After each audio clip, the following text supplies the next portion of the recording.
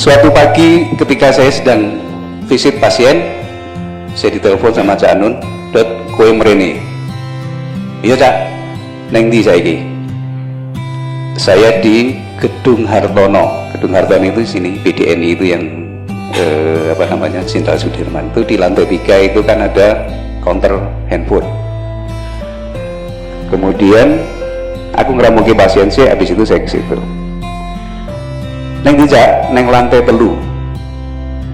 Saya muter lantai 3 itu, nggak ketemu sekali. Yang kedua nggak ketemu. Saya telepon, "Cak, neng di neng lantai telu." Aku muter ping pindho. Saya muter sekali lagi, baru kemudian saya melihat Mbak Via, Ibu Novia Kolopaking, dan mendapatkan Cak Nun dalam kondisi yang sangat kurus. Kemudian tangannya gemetar. Nah, waktu itu, "Loh, Cak, gue kenapa loro?" "Ya, ini aku tambah nono." Cak Nun bilang gitu. "Kok, wah nggak bener ini," saya bilang gitu. Ketika itu saya lihat, kemudian saya ambil cari kertas, Cak Nun tangannya gini. Kemudian saya cek, memang sangat tremor dia, sangat gemetar. Saya pikir pasti ada sesuatu dengan kelenjar tiroidnya. Kemudian ada yang lebih ahli, saya persilakan Cak Nun untuk ke Prof. Asdi, praktek di situ. Kemudian diperiksa macam-macam, diperiksa labnya, T3 T4 nya sangat tinggi, PTSL-nya juga di luar normal. Sampai Prof. Asdi bilang, "Ini pasti salah labnya, Cak. Diulang lagi dengan hasil yang sama." Nah, kemudian saya punya ide, udah laki-laki itu kita radionuklir aja lah, kita periksa, kita scan tiroidnya. Saya kontak sama Bambang, singkat cerita sudah dilakukan itu, kemudian Bambang mendekati hasilnya, Cak Nun pulang, "Wah, Dot, ini sangat toksik ini." Nah terus, "Iki umure kira-kira gari telung sasi meneh." Waduh. Terus Bambang bilang, "Tapi aku gak ngomong gitu loh." "Oh ya sudah, ini urusanku, aku sih ngomong." Saya bilang gitu, padahal aku ya rawani ngomong. Terus saya bilang kepada Pak D almarhum. Pak D itu sahabat Cak Nun yang sangat dekat dengan Cak Nun, sangat setia dengan Cak Nun. Dia ngomong, "Pak D, ini kondisinya Cak Nun begini. Kalau melihat dari medis, ini 3 bulan lagi umurnya." Waduh, Pak D juga pusing. Pak D itu adalah pegawai lab di pertanian. Nah, kemudian melihat kondisi Cak Nun yang seperti itu, malam hari Cak Nun BAB warnanya hitam, jadi memang sangat-sangat kental dengan nuansa, ada perdarahan di situ. Pak D menginisiatif mengambil sampel dari tinjanya dengan maksud akan diperiksa di labnya Pak D. Ada apa sih sebenarnya dengan Cak Nun ini? Sudah toksik jelas di kelenjar kodonya. Kemudian Pak D ingin menganalisis, diambillah tinja, kemudian dimasukkan dalam kantong film Fuji zaman dulu. Dah besok pagi tak bawa ke lab. Dah Pak D tidur, di tengah malam hari di rumah Pak D, si tabung ini meledak sehingga isinya berhamburan kemana-mana. Mulai suatu keanehan lagi di situ. Nah, ada beberapa sampel yang sempat tersisa dan sempat dianalisis bahwa si barang itu tadi itu mengandung sebuah logam yang hanya bisa meleleh dengan suhu di atas 1500 derajat Celcius. Berarti ada sesuatu di diri Cak Nun. Ada logam di situ, ada toksik di sini. Apa sebenarnya yang terjadi? Prof. Asdi juga pada waktu itu, nggak mungkin ini seperti ini. Kalau seperti ini, sampai sudah mati, Cak.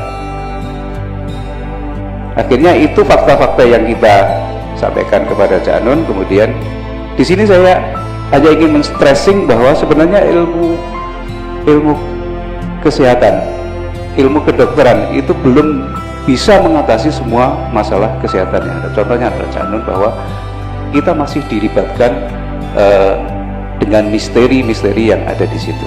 Dan akhirnya bahwa Cak Nun mengatasinya dengan cara yang lain, yang apa namanya, yang nanti mungkin kalau berkenan Cak Nun cerita, kalau enggak ya akhirnya sembuh gitu aja lah, dengan berbagai macam caranya. Ya,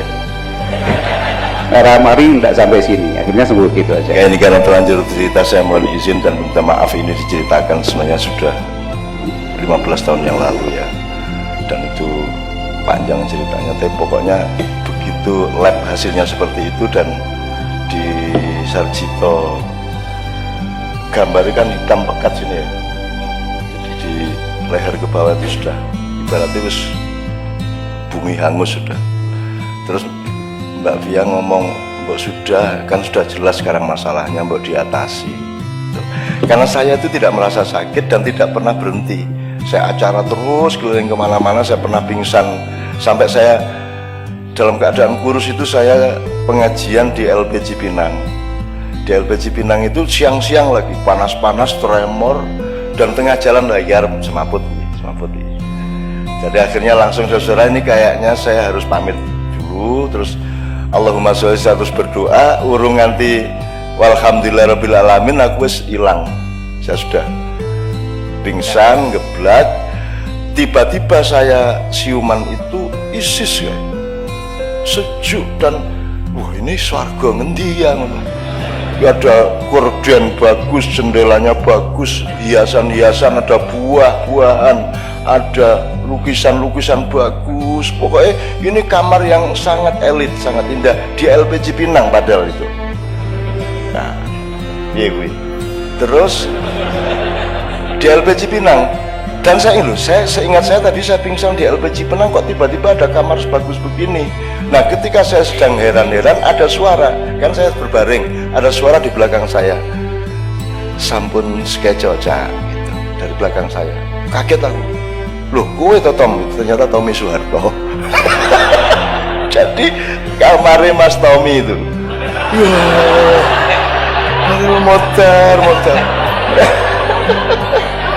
Ternyata neng Cipinang ki ngono kuwi ya, mulane saya doakan Anda masuk sana. Lah kamar apa kaya ngono. Jadi alah ya wis lah gitu kan ya. Ada. Jadi ini kan saya harus cerita mengenai sembuhnya saya. Akhirnya karena istri saya mengatakan, saya kan tidak pernah merasa sakit. Pokoknya aku terus melaku.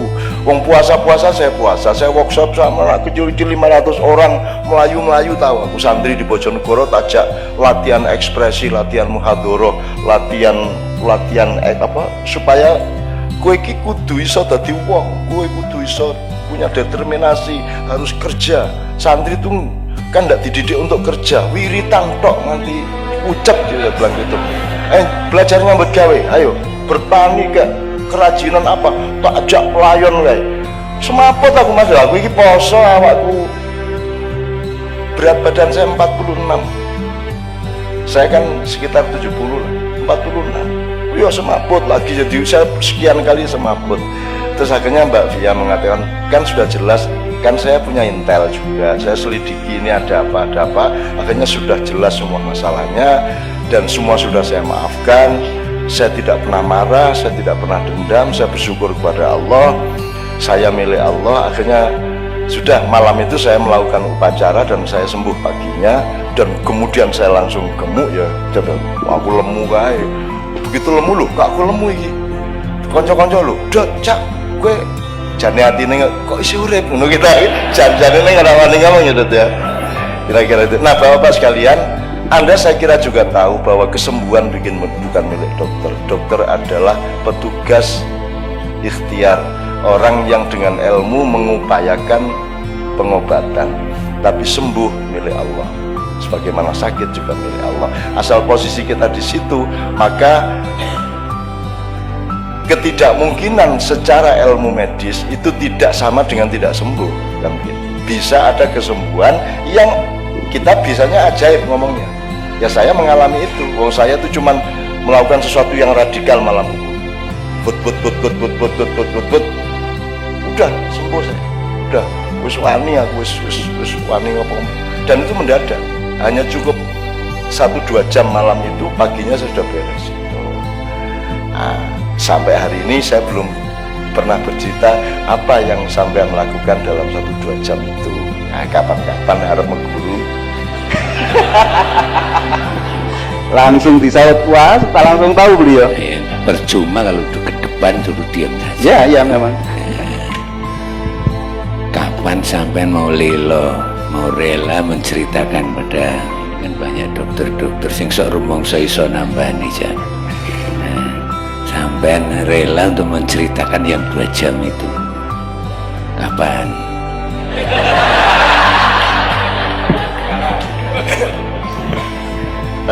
Saya kira ada potensi yang disebut sugesti.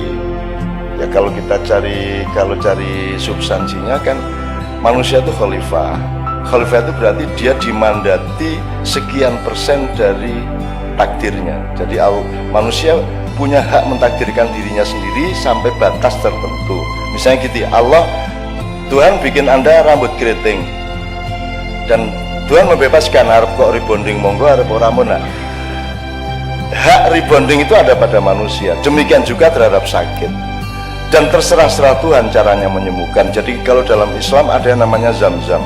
Zam-zam itu satu anomali yang menerobos ilmu. Jadi zam-zam itu sama Allah diperintahkan, zam-zam, kamu sembuhkan orang yang meminummu sesuai dengan permintaannya. Nah, zam-zam itu tidak bisa menyembuhkan, dia cuma sarana dari kehendak Tuhan untuk menyembuhkan sesuai dengan permintaan. Jadi ibu-ibu Bapak sekalian, saya ini tiap hari nyebul banyu itu 200-an lah.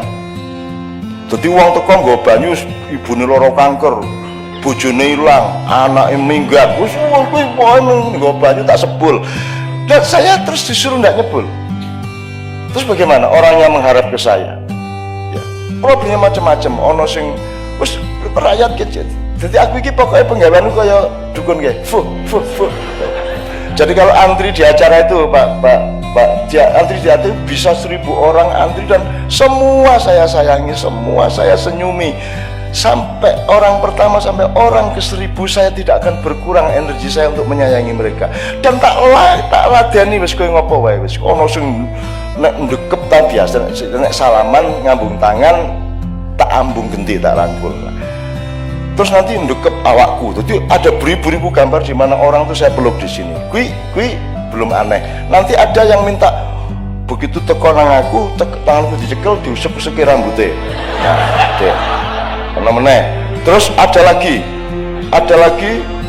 yang dia ini ngapa? Kaplok ya. Wah, gitu. Wah, matur nuwun gitu. Udah, pergi. Coba, ada yang jadi yang minta dikaplok itu ya sekitar 10% lah. Ono mana yang diketat ngene. Apa iki? Ketat, Cak. Dia. Juwes aku. Loh, saya apa yang saya lakukan? Saya gini, ya Allah, Engkau yang mendatangkan mereka dan Engkau yang memberi ide kepada mereka untuk memerintah saya melakukan apa. Saya lakukan apa yang Engkau perintahkan, tapi Engkau yang bertanggung jawab. Betul enggak? Betul enggak? Rasional enggak? Karena toh saya tidak mampu menyembuhkan, saya itu cuma melakukan apa yang Allah perintahkan. Allah yang bertanggung jawab menyembuhkan, kan gitu. Dan saya ngomong gitu betul-betul. Sampai sing iso sampean. Lha apa ono wong sampe tekan. Ono saiki Mas bertambah modusnya. Salaman terus ngene. Apa piye? Idone. Cuh, idone. Tak idone, Mas. As aku gak angel-angel. Ngono ae kok repot. Wis tak idone ngono. Iki sing paling medeni iki sing meteng. Datang, Cak. Iki bojoku wis 6 tahun durung meteng. Terus karepmu piye? Aku kon ngetengi. Ya piye iki, Pak? Aku kan ya Allah rakyat. Ini semua peristiwa kemesraan. Saya mohon para dokter mesra sama pasiennya, karena itu sumber utama penyembuhan. Bukan mesra secara pribadi, mesra secara ketuhanan dan sosial. Jadi kita iklimnya tuh iklim kemesraan, itu akan cepat membuat Tuhan menyembuhkan pasien kita. Ya, sembuhnya tadi itu karena saya mesra. Cuman gini loh Pak, silakan menentukan sendiri. Misalnya kalau orang wiritan, Kiai mengatakan baca Al-Waqiah ping 700. Saya dulu bertengkar sama Gusmi Waliullah itu, almarhum. Karena saya sering menangani pasien bersama. Gusmi selalu sarannya itu abot. Moco Yasin ping 300, modar kok piye? Yasin pisan urung kelakon kok ping 323. Ora iso Gus, ngono ora iso. Jadi saya sering nangani bersama tapi bantah-bantahan, Gus ora ojo. Ku urung karena iso maca Quran kok Yasin ping 333. Modar kok piye? Apa meneh Al-Waqiah ya toh? Wangel banget. Saya selalu ngasih yang pendek, 1-2 kata yang mudah dihafalkan. Berapa kali itu tergantung intensitas hatimu. Allah yang menentukan. Oh, anak ini sungguh-sungguh belum baca sudah dikabulkan, bisa juga. Nggih mboten? Karena yang penting cintamu kepada kehidupan, cintamu kepada Allah, dan kepercayaanmu kepada kehendak Allah dan kasih sayang Allah. Allah maha dermawan, maha penuh kasih sayang, tidak tergantung jumlah. Tuh. Nah, itu contohnya Pak. Dalam 1-2 jam itu saya mengeksplorasi kemesraan dengan Allah. Saya eksplorasi benar-benar. Jadi misalnya gini, sampean mau beliin istri mobil, mesake bojoku iki isih motoran, monggo ya wis meh, ya wis dosen wis suwe misalnya gitu ya. Ora tak tukokke gitu kan, punya niat baik, terus ternyata lewat waktu sekian lama enggak punya duit untuk membelikan. Ya kita sholat malam, ya Allah, aku ini terlanjur janji sama istriku. Tegakah engkau mempermalukanku di depan istriku? Aku saja malu, apalagi engkau. Seharusnya engkau malu, tidak mengabulkan. Ngono Mas, lho kenapa? Madura iki, cara Madura iki. Madura itu dagangan ora payu nganti maghrib ngene kok. Sampean katanya Rahman Rahim. Mana ini kok ndak lagu-lagu? Yo dikabulkan gitu kan, dikabulkan gitu. Saya cuma ingin mengatakan tidak ada yang tidak mungkin bagi Allah. Maka yang mesra sampean, dan mesra itu tidak harus sholat rajin banget. Ora ono wong khusuk iki jane ya ora ono Mas. Yo ngapusi. Ora. Sayyidina Ali pernah menjadi pemenang lomba sholat khusyuk, jurinya Nabi Muhammad. Jadi semua sahabat sholat, Nabi Muhammad dia sing ora kowe sholat to. Itu Nabi Muhammad kan pawang, ngetok kowe tawon, pokoknya sholatnya supaya terganggu. Tapi Ali khusyuk, Ali bin Abi Thalib khusyuk, mantune dhewe. Sampai akhirnya wah Ali top tenan, tidak terganggu oleh apapun, ada gunung meletus, Ali tidak terganggu. Akhirnya dia kandidat juara. Terus dia tengah macam Ali ditanya, Ali kamu kandidat, tapi kamu harus menjawab dulu pertanyaanku, apa supaya semuanya nanti belajar sama kamu, apa yang membuat kamu itu bisa begitu khusyuk, tidak terganggu sholatmu oleh apapun saja.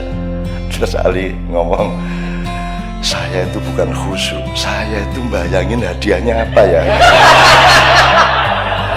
Nah jadi gue rasa lebay-lebay, wis ta, menungso iki biasa kabeh.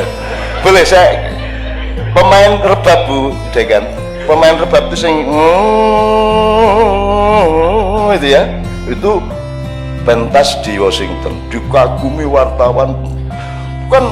Kan magis kalau rebab, beda kan biola kan indah, tapi kalau rebab kan magis. Tuh wah tepuk tangan standing ovation lama banget. Ini pemain rebab dari Jawa. Terus di interview, what is the key? Apa kuncinya sehingga orang Jawa kalau membunyikan musik itu so deep, so apa? Pokoknya sangat khusyuk. Wong Jawa ditakoni ngono, gampil nih. Sing penting niku sindane kudu dateng mriki. Sindannya harus sebelah kiri tadi. Dudul susune gitu Mas.